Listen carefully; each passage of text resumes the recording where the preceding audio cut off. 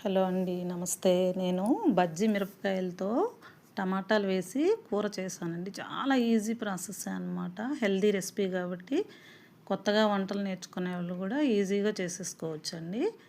మనం నూనె వేగిన తర్వాత తాలింపు గింజలను పచ్చిమిర్చి వేగిన తర్వాత ఉల్లిపాయలు కూడా వేసేసి కొంచెం ఉప్పు పసుపు వేసి ఉల్లిపాయలు బాగా వేగిన తర్వాత టమాటాలండి. నేను 5 బజ్జీ మిరపకాయలకు గాను 4 టమాటాలు తీసుకున్నానండి.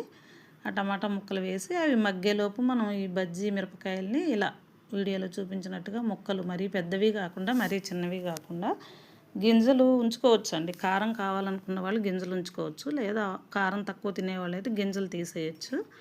అలా ముక్కలు కోసుకొని టమాటాలు మగ్గిన తర్వాత అవి కూడా వేసేసి కాస్త మూత పెట్టి మగ్గిన తర్వాత కొంచెం అల్లం వెల్లుల్లి పేస్ట్ వేసేసుకొని కొంచెం ఉప్పు, ఆల్రెడీ ఉప్పు వేసాం కాబట్టి తగినంత ఉప్పు కారం వేసుకొని అలా మూత పెట్టి కాసేపు మగ్గనివ్వాలండి.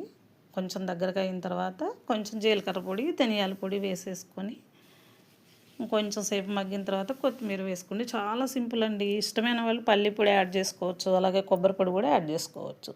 Thank you.